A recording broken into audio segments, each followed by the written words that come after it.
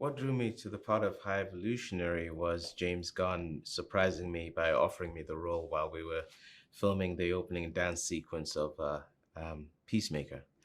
Um, and so, as as soon as he did that, I was always going to say yes because I love him as an artist and a collaborator, and it seemed like a great challenge. What makes the High Evolutionary an effective villain is, I think, the fact that we don't shy away from the fact that he actually is a villain. The clues in the title.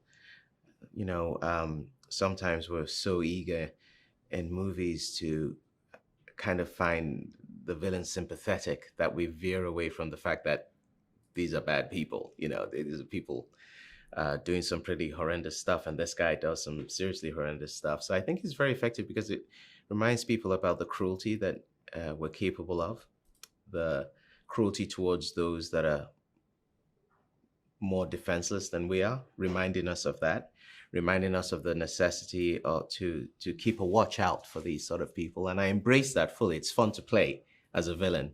And so I think he's effective because we're actually seeing someone in this movie who is not likable. And I loved it as a challenge because I was like, can I still play that truthfully? Can I truly be unlikable, embrace that, and still have some level of maybe comprehension as to why I'm doing what I'm doing? And that's the real challenge. You don't have to like me, but do you understand why I'm doing it? And that's very fun to play. Tell us about working with the Guardians cast. What stood out to you about them? Working with the Guardians cast, it was quite extraordinary because they were all such warm people. These are superstars that I was watching on my IMAX, giant, personalities and talents. And it's very unique to work with a group of people who are so well known, so successful, but also so down to earth. And I think James really surrounds himself with people that are very much down to earth. So coming into such a big job, it didn't feel like such a big job because they were so welcoming. I didn't feel any pressure. The only pressure I felt was the pressure I gave myself to justify James's choice in me.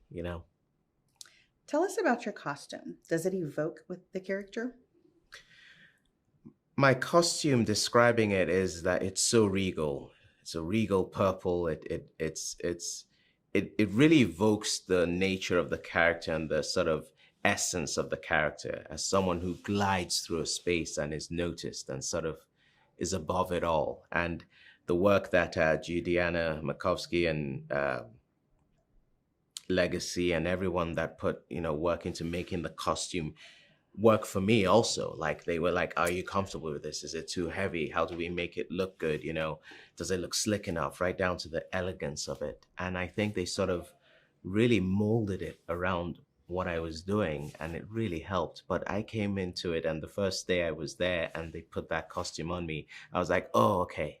Now I really get this guy. It was really the final piece in how at least I was going to approach the character. And that came through such detailed and a lot of work. I mean, they sent it back and forth. They kept tweaking it right to the end of the shoot to get it perfect. So when you have that sort of dedication, you also you sort of repay that dedication as an artist too. Did the practical sets and attention to detail help to inform your acting?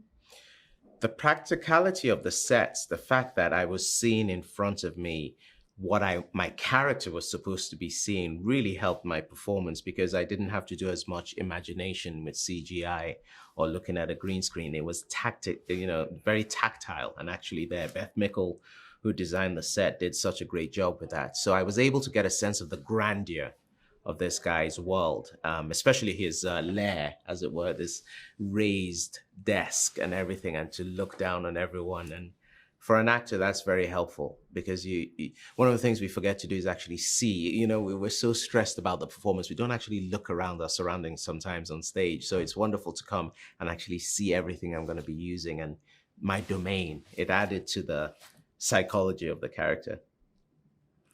You've worked with James Gunn before.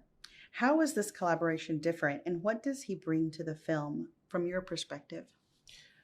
I've worked with James Gunn now twice, and this collaboration reminded me very much of, at least our personal collaboration was very much like Peacemaker. He has this way of giving you so much material on the page to use, and then sitting back and seeing what you do with it. And then if you give him something really interesting, he really wants to push you further with it, you know.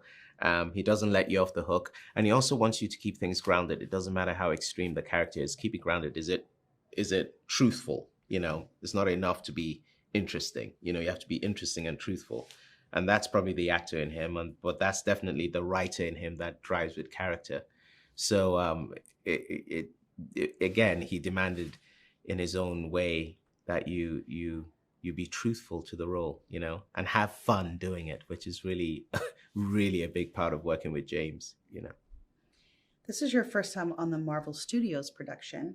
What impressed you most about their process? This is my first Marvel movie, and what I found most impressive was how, certainly in this situation, how despite being this massive mammoth organization, how when it came down to making the movie, it was James's domain and his crew's domain and his team's domain, and a sense that this is your story, go tell it, and we'll give you the support you need. And so I felt very much like, although it was the world was telling me this is a massive thing you're stepping into, there was something kind of domestic about it, in the sense that when the bell rang and we got to work, we just got to work. You know, there was no external noise. We were able to create this story, you know, and I really enjoyed the intimacy that actually existed there. What can audiences look forward to when they see this film? Audiences can look forward to a lot of the very things they've always loved the Guardians about. If you love the laughter, the camaraderie, the joy, the humanity, you're going to get that, but you're going to get it tenfold.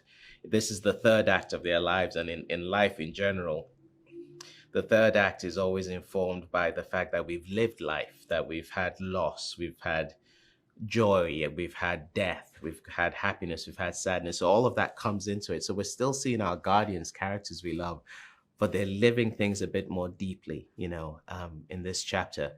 And of course, you have the fact that, you know, welcome the High Evolutionary. So I think that's going to add some spice.